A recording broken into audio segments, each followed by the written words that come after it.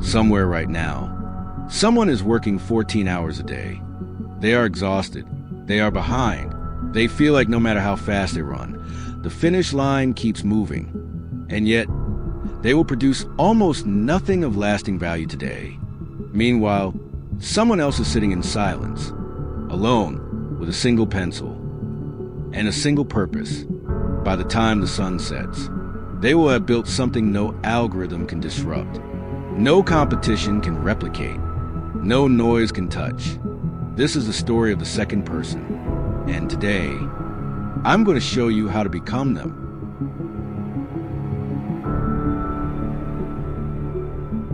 We live in the age of infinite input. Notifications arrive before you finish your first cup of coffee. Your inbox fills while you sleep. Social media algorithms have been engineered by some of the smartest people on the planet to steal your attention and never give it back. And in the middle of all this noise, most people have accepted a dangerous lie. The lie goes like this: if you're busy, you're productive. This video is going to dismantle that lie layer by layer. What you're about to see is a 4-chapter framework I call the blueprint, a practical, philosophical, and deeply personal guide to executing with radical precision in a world that profits from your distraction. This isn't a productivity hack. This isn't morning routine. This is architecture. And when you understand how to build the way an architect does, with intention, with structure, and with the discipline to eliminate everything that doesn't serve the design, you become almost untouchable. Let's begin.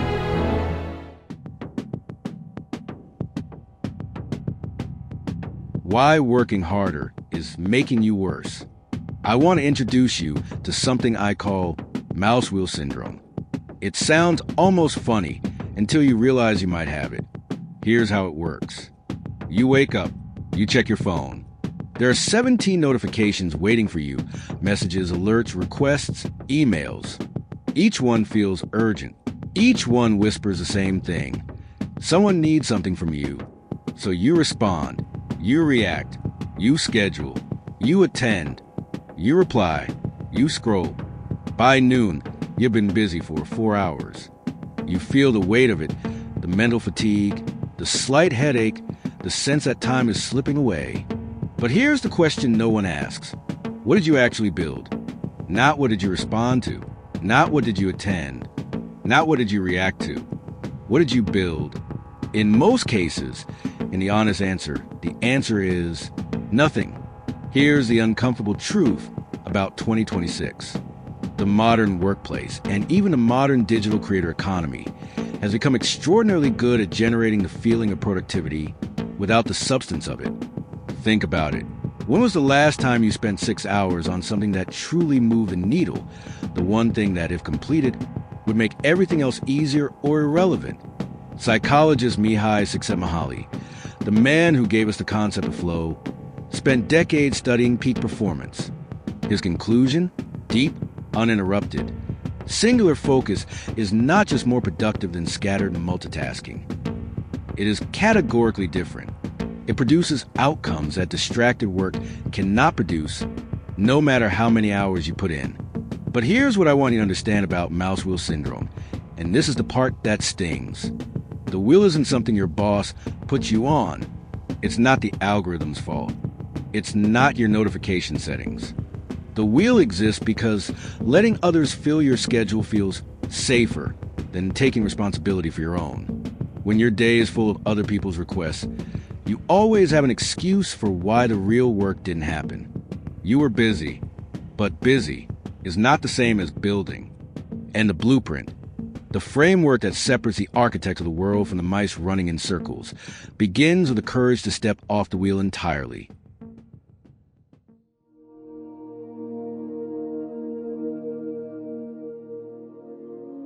The most powerful list you'll ever make isn't a to-do list.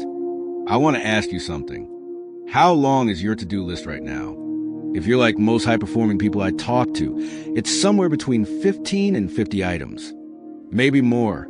Each one tag labeled and assigned a due date. And every night, when you review it, you feel the subtle weight of all the things you didn't do. Here's what no one tells you about to-do lists. They're architecturally wrong from the start. A to-do list asks the question, what should I add to my life to become more productive? But the real question, the architect's question, is the opposite. What should I remove? This is what I call strategic subtraction. The principle comes from one of the most underrated insights in design thinking. The greatest designs in history are not defined by what they include, they're defined by what they were brave enough to leave out. The iPhone didn't succeed because it added more buttons. It succeeded because Steve Jobs removed nearly all of them. The Shinkansen bullet train doesn't have unnecessary curves. Every edge, every line, every millimeter exists for one purpose: precision movement at maximum speed. Now apply that philosophy to your life. The not-to-do list. This is the document that changes everything. Because when you define clearly and without apology what you will not spend your energy on, you automatically free up something extraordinary: your amber energy. I'll come back to that term in Chapter 4. But for now, understand this. Every human being operates with a finite daily reserve of high-quality cognitive energy. The research calls it decision fatigue. The architects of the world call it amber. When you spend your amber energy on noise, on low-value tasks, reactive emails, performative busyness, there is nothing left for the work that actually matters. Strategic subtraction is the discipline of protecting your amber energy like it is the rarest resource you own. Because it is. Here's a practice I want you to implement starting today. Look at your calendar for this week. Look at every item, every meeting, every task, every scheduled block. And for each one, ask a single question. If I eliminated this, would anything of real value be lost? Not would someone be inconvenienced. Not would it feel uncomfortable. Would anything of real, lasting value be lost? Be ruthless. Be architectural. Be willing to subtract. Because the 99% of noise that you eliminate is what makes the 1% of core work unstoppable.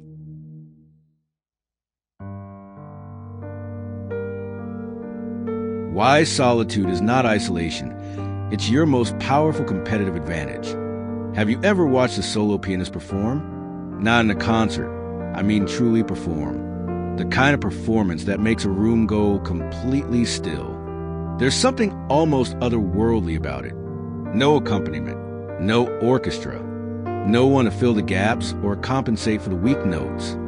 Just one person, one instrument, and the full weight of the music placed entirely on their hands.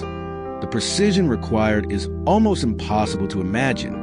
And yet, the greatest pianists in history, the ones who produce performances that move people to tears and are still remembered decades later, they did not achieve that precision in public. They achieved it in complete and total solitude. Glenn Gould, widely considered one of the greatest pianists who ever lived, famously withdrew from live performance entirely. He retreated into the recording studio, alone, for decades. His reasoning, the presence of an audience, their expectations, their reactions, their energy, introduced noise into the signal. It diluted the precision. He wanted to play only for the music, and what he produced in solitude was transcendent. Here's the insight I want you to carry into your own work. The greatest execution in any field, whether you're building a company, creating content, writing code, designing a product, or crafting a body of work, almost always happens in solitude. Not because collaboration is worthless, but because the final act of creation requires a silence that no group can provide. We live in a culture that has romanticized collaboration, open offices, group brainstorms, constant connection. But there is something that only happens when you are alone, when you stop seeking validation, stop waiting for feedback, stop explaining yourself to others, and you simply build. That something is precision. Precision is not the same as speed. It's not the same as output volume. It's the quality of alignment between what you intend and what you create. And precision at its highest level requires silence. So here's the practice. Create your solitude deliberately, not by disappearing from the world, but by creating a protected window every day where you are completely unavailable. No messages, no check-ins, no collaborative tools open. Just you the work, and the silence. That window is where your best work lives.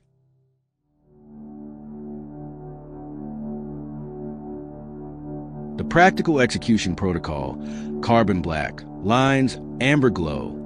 Now we get to the architecture. The 3 chapters before this have been philosophical: understanding the trap, the art of elimination, and the power of solitude. They were the foundation. This chapter is the structure that sits on top of it. I call it the 3-layer blueprint. And when all 3 layers are active simultaneously, the results are unlike anything most people have ever experienced. The first layer is the carbon black layer. Carbon black is the darkest substance known. It absorbs nearly all light that touches it, leaving almost nothing reflected back. Your work environment needs this quality. The carbon black layer is a practice of shaping a minimalist, completely disconnected space before you begin any serious execution. This is not about aesthetics. This is about architecture. Here's the principle. Your environment is not neutral. Every object in your field of vision that is not directly related to the task at hand is pulling a micro thread of your attention. Every notification sound is a small interruption that takes, on average, 23 minutes to fully recover from. The carbon black layer eliminates all of it. Practically, this means 1. Physical environment. Clear your desk to a single object relevant to work. Close all applications except the one you need. Put your phone in another room completely. 2. Digital environment. If you work on a screen, use full screen mode for your primary tool. No browser, no chat, no email, nothing that could pull a notification. 3. Social environment. The carbon black layer requires that you become temporarily unavailable. Not forever, not rudely, but decisively. Set a block. Tell people when you will be back. And then disappear into the work. The carbon black layer is a container that makes everything else possible. The second layer is the lines layer. In architecture, every great structure begins not with a final design, but with a clear, simple roadmap drawn in pencil. Why pencil? Because pencil means committed but correctable. It means you have thought carefully enough to commit to a direction, but remain intelligent enough to revise if new information demands it.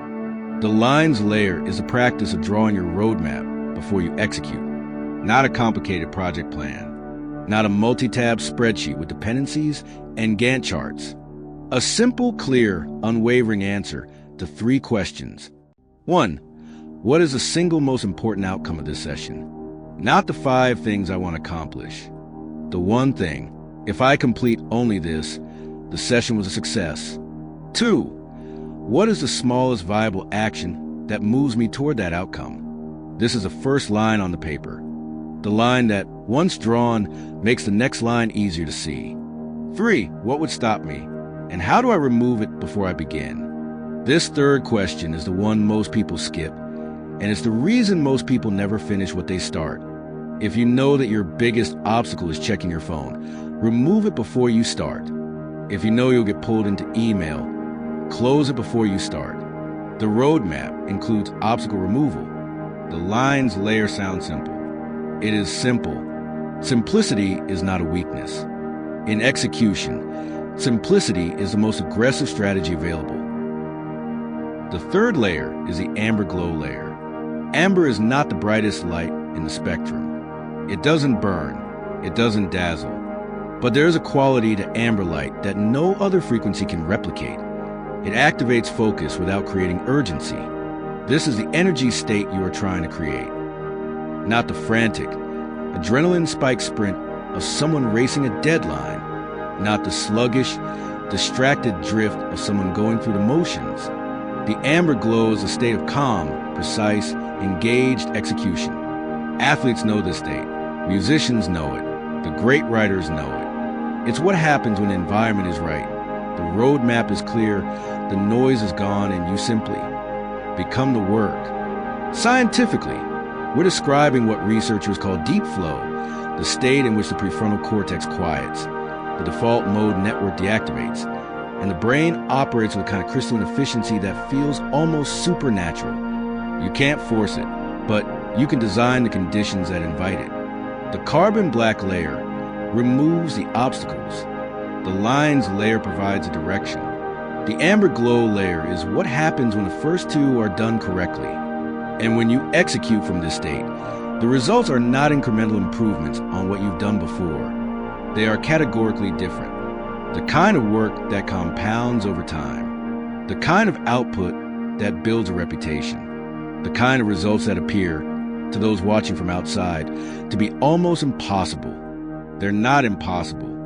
They're just what happens when an architect works alone, in silence, with a blueprint and a single lamp, and simply builds. So here's where we are. The busy trap is real, and most people are caught inside it. Not because they're lazy, but because they confuse motion with progress. Strategic subtraction is the discipline that separates builders from reactors. The not-to-do list is more powerful than any task management app you will ever buy. Solitude is not isolation. It is an environment in which precision is born. The greatest work in every field was done alone, in silence, without an audience. And the three-layer blueprint, carbon black, lines, amber glow, is a practical, repeatable protocol for activating that precision every single day. Here's what I want to leave you with. In a world that rewards busyness with applause, choosing to be an architect instead of a mouse is a radical act. It will feel wrong at first. It will feel quiet in a way that makes you anxious. The silence will feel like falling behind. But it is not falling behind. It is drawing the first line on the blueprint. And once that line is drawn with precision, with intention, with the full weight of your amber energy behind it, everything that follows will be extraordinary. If this framework resonated with you, I want to hear which chapter hit hardest. Leave in the comments chapter 1, 2, 3, or 4. I read every single one. And if you know someone who is caught on the mouse wheel right now, someone who is working hard but building nothing, send this to them. Not as criticism, as a blueprint. That's what architects do. They share the design. See you in the next one.